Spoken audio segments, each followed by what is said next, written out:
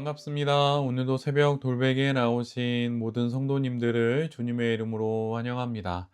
주의 은혜로 우리 모두가 금요일을 이렇게 시작하게 됩니다. 오늘도 하나님이 주시는 느헤미야 말씀 함께 잘 묵상하고 또 이 말씀에 힘입어서 이 하루도 잘 살아가는 우리 모두가 되면 좋겠습니다. 오늘 우리에게 주시는 하나님의 말씀은 느헤미야 2장 17절로 18절까지의 말씀입니다. 이렇게 돌아보고 난 다음에 나는 비로소 관리들에게 말하였다. 여러분이 아는 바와 같이 우리는 지금 어려움에 빠져 있습니다. 예루살렘은 폐허가 되고 성문들은 불탔습니다. 이제 예루살렘 성벽을 다시 쌓읍시다. 남에게 이런 수모를 받는 일이 다시는 없어야 할 것입니다. 나는 또한 나의 하나님이 선하신 손길로 나를 잘 보살펴 주신 일과 왕이 나에게 한 말을 그들에게 말하였다. 그랬더니 그들은 공사를 시작하겠다고 나에게 다짐하였고 힘을 내어 기꺼이 그 보람 있는 일을 시작하였다. 아멘. 오늘은 느헤미야 2장의 말씀을 갖고 기도가 구체적인 계획이 될 때까지 기도가 구체적인 계획이 될 때까지라는 제목으로 함께 하나님 말씀을 나누도록 하겠습니다. 예루살렘의 현실을 전해 듣게 된 느헤미야는 슬픔에 잠긴 채로 금식하며 하나님께 기도를 드립니다. 대략 그 기간을 계산해 보면 약 4개월 정도가 됩니다. 그러던 어느 날 느헤미야는 여느 때와 같이 자신이 맡은 왕에게 수를 따르는 일을 하게 됩니다. 이때 이전과 달리 표정이 좋지 않은 느헤미야를 보게 된 왕이 그 이유를 묻게 되지요. 그런데 사실 이는 매우 위험한 상황이 벌어진 것입니다. 세번역 성경에서는 걱정되는 일로, 개역 개정에서는 마음의 근심으로 번역된 그 원어는 이 위험한 순간을 그대로 잘 표현해 줍니다. 그 원어의 의미는 마음의 근심을 넘어 나쁜 마음, 더 나아가서는 사악한 음모라고 하는 뉘앙스까지 담겨 있습니다. 즉, 역모를 꾸미는 이들이 왕 앞에서 안색이 변하는 그런 의미가 내포되어 있다는 것이에요.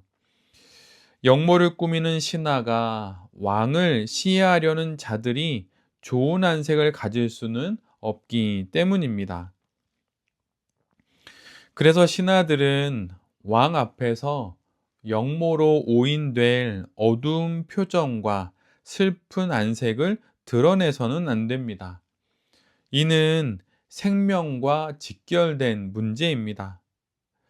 분명 느헤미야도 이 사실을 잘 알고 있었을 것입니다.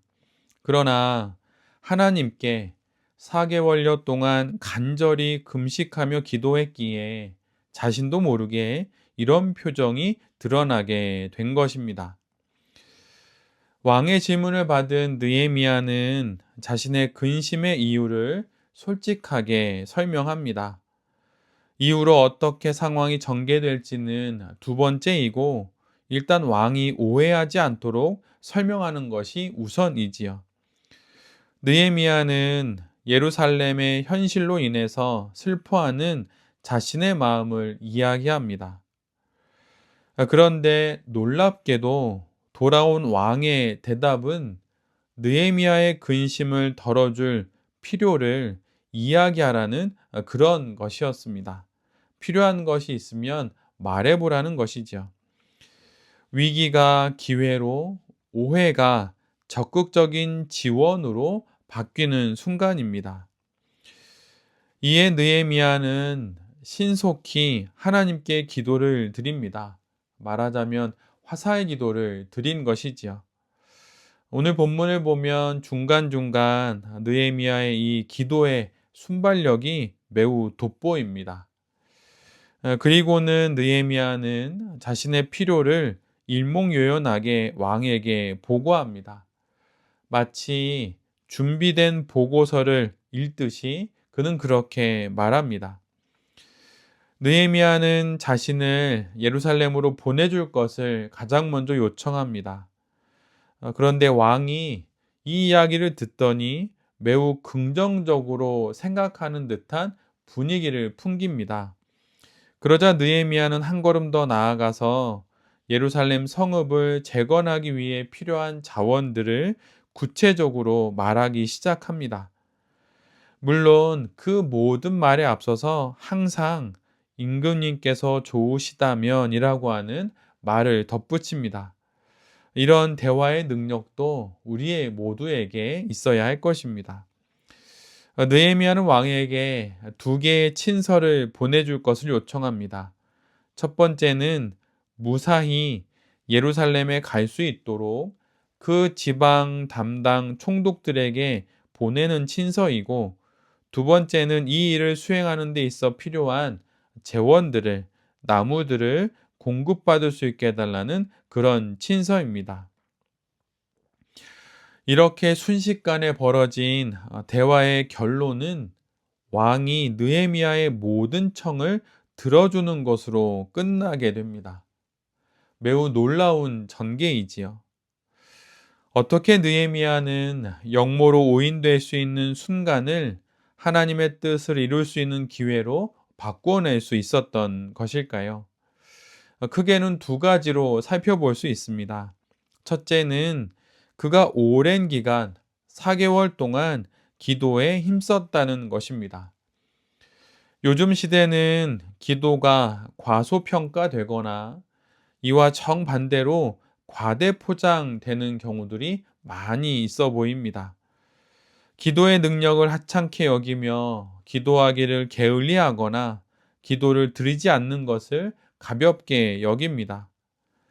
사무엘상 12장 23절에 기록된 사무엘 선지자의 이 말씀을 우리 모두가 잘 기억해야 할 것입니다. 나는 당신들이 잘 되도록 기도할 것입니다. 내가 기도하는 일을 그친다면 그것은 내가 하나님께 죄를 짓는 것입니다. 그런 일은 없을 것입니다. 사무엘 선지자의 이 말처럼 기도를 쉬는 죄를 우리 모두가 범하지 않아야 할 것입니다. 그리고 기도를 과소평가하지 않도록 늘 깨어 있어야 할 것입니다. 또한 기도만 하는 것으로 만사형통, 무사통과라고 생각하는 과대포장도 하지 않아야 합니다. 기도 이렇게 말만 하고 주여 주여 이렇게 말하면서 정작 기도의 삶이 없는 것은 반쪽짜리 기도도 되지 못합니다. 기도의 말과 기도의 삶이 함께 있을 때만이 그것이 온전한 기도가 되는 것이지요. 오늘 본문을 보면 그런데 느헤미야는 이렇게 기도를 잘합니다. 그것이 두 번째 내용입니다. 둘째로 느헤미야는 열심히 기도하면서 또한 구체적으로 계획을 세웠습니다. 말하자면 기도가 구체적인 계획이 될 때까지 계속 기도했던 것이지요. 오늘 본문은 어느 날 갑자기 일어난 궁중에서의 한날의 사건을 기록하고 있습니다. 느헤미야가 금식하고 기도했던 기간은 4개월입니다. 그 100여일이 넘는 기간 동안 왕을 대면한 것은 분명 여러 번 있었을 것입니다. 이번이 처음이 아니라는 것이죠. 바로 오늘 왕이 내게 물어볼 테니 이렇게 대답해야지 라고 생각하면서 오늘을 맞이한 것이 아니라는 것입니다. 4개월 동안 기도하면서 그 간절한 기도의 제목들이 시간을 지나면서 구체적인 실천의 내용으로 확장된 것입니다. 그것이 축적되었기에 왕이 어느 날 툭 하고 물어보았을 때 막힘없이 쭉 그렇게 말할 수 있었던 것입니다. 기도가 숙성되어 구체적인 계획이 되던 어느 날 오늘 본문과 같은 일이 일어나게 된 것입니다. 쌓인 기도에서 상황에 맞는 그런 순발력이 나오게 된 것이지요. 그리고 느헤미야는 대화의 시작과 중간중간마다 하나님께 기도하고 하나님의 인도하심을 느꼈기에 담대하게 또한 절제하면서 상황을 잘 설명할 수 있었던 것입니다. 이것이 기도하면서 삶의 문제를 풀어가는 그런 성도의 방식입니다. 그렇게 된다면 찾아오는 기회와 또한 위기마저도 하나님의 때로 바꿔내는 그런 일들을 성도들이 해나갈 수 있게 되는 것이지요. 오늘 본문의 후반부를 보면 이런 왕의 적극적인 지원으로 느헤미야는 예루살렘에 도착하게 됩니다. 그리고 도착한 이후 사흘 뒤에 밤 시간에 소수의 인원만 데리고 예루살렘 성읍을 돌아봅니다. 들어 상상하던 그 실상을 눈으로 보아 직접 확인하는 것입니다. 전에 듣던 내용을 막상 눈으로 보니 정말 참으로 참담했을 것입니다. 이처럼 모든 것을 확인한 느헤미야는 관리들을 불러 모아 비로소 자신이 이곳에 온 이유와 앞으로 해야 할 일들을 전하게 됩니다. 느헤미야는 성읍은 폐허가 되었고 성벽은 무너졌다고 말합니다. 그런데 이것은 느헤미야보다 지금 그곳에 오래도록 살고 있는 이들이 더 잘 알고 있는 그런 내용이지요. 매일 그곳을 지나다녔고 그곳에 집을 지어 살고 있기에 느헤미야보다 더 잘 알고 있는 현실입니다. 아마도 느헤미야의 이 이야기를 들은 예루살렘의 백성들은 이렇게 생각했을지 모릅니다. 누가 그것을 모르나? 우리가 여기에 사는 사람인데 그것을 모를 리가 있나? 하나만한 말을 하는군. 이렇게 생각했을 수 있습니다. 그러나 느헤미야의 말은 여기서 그치지 않고 이렇게 이어집니다. 이제 예루살렘 성벽을 다시 쌓읍시다. 남에게 이런 수모를 받는 일이 다시는 없어야 할 것입니다. 지금 느헤미야는 무엇을 하는 것입니까? 그는 지금 예루살렘 백성들에게 거룩한 수치심을 갖기를 독려하는 것입니다. 자신을 깎아내리는 수치심이 아니라 거룩한 수치심을 백성들 안에서 불러 일으키는 것입니다. 부끄러운 현실에 대한 수치심이 아니라 돌파구를 찾아 상황을 고치고자 하는 그 오기를 가져야 함을 일깨워 주는 것입니다. 우리 안에 일어나는 모든 정서는 그 자체로 나쁜 것은 없습니다. 그 정서가 어떤 방향으로 흘러가고 또한 어떤 결과를 만들어내느냐에 따라 그 좋고 나쁨이 결정됩니다. 가끔 세계적으로 유명한 사업가들의 책이나 영상을 볼 때면 종종 이런 이야기를 듣습니다. 내 성공의 근원은 결핍입니다. 내가 사업을 여기까지 키우게 된 것은 그때 겪었던 그날의 수모를 잊지 않았기 때문입니다. 와 같은 그런 말들입니다. 수치심과 수모, 결핍 등을 자기 파괴의 원인과 안갚음의 동기가 아닌 나의 현실을 자각해 하는 계기로 삼고 삶을 개혁해 하는 에너지로 만든다면 그것은 참으로 유익한 것입니다. 지금 예루살렘에 사는 백성들은 수룹바벨의 성전 재건과 에스라의 종교 개혁을 이미 경험한 사람들입니다. 그들 중에는 기대를 품고 성전 재건과 종교 개혁에 참여했던 이들도 분명 있을 것입니다. 그러나 이렇게 애를 써도 크게 달라지지 않은 현실로 인해 무너진 성벽을 보아도 불타버린 성문을 보아도 아무런 감정이 이제는 생기지 않는 그런 상황이 되어 버린 것이지요.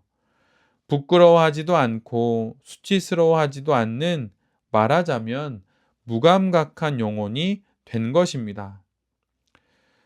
바로 지금 느헤미야는 이 부분을 일깨우고 있는 것입니다. 거룩한 수치심을 불러일으켜 지금의 현실을 벗어날 그 자극으로 삼고자 하는 것이지요. 작년과 크게 다르지 않은 올해의 연말을 맞이하고 있다면, 또한 무엇인가 더 나은 신앙생활을 정말 하기를 원한다면, 지금의 현실을 거룩하게 부끄러워하며 신앙 인생의 성벽을 다시 세우고 불타버린 성읍을 고치는 일에 우리 모두도 나서야 할 것입니다. 다시 하루를 시작하게 됩니다. 우리의 기도는 구체적인 계획이 되기까지 계속 되어야 합니다. 그리고 그러던 어느 날 갑자기 찾아온 기회를 기도의 순발력으로 잡을 수 있어야 합니다. 또한 거룩한 수치심을 더 거룩한 신앙 인생을 향한 자극제로 삼는 우리 모두가 되어야 할 것입니다. 수치심이 신앙의 좋은 오기가 되어서 지금 닥친 문제를 해결해내고 아무런 변화가 없는 이 신앙의 현실들을 깨쳐서 새로운 날로 만들겠다고 하는 그런 다짐을 하게 되는 우리 모두가 되어야 할 것입니다.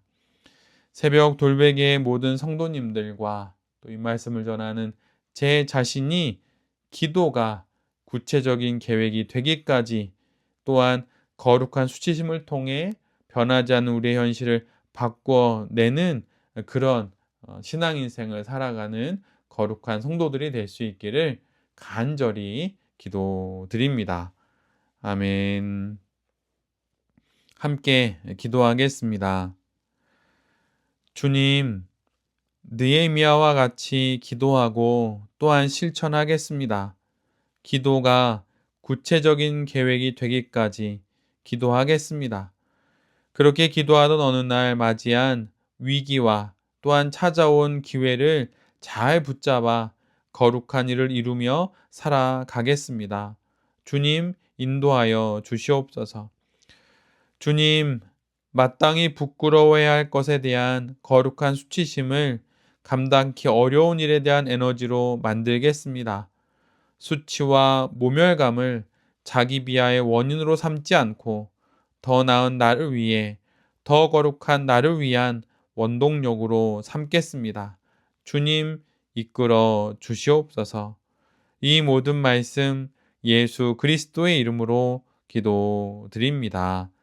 아멘.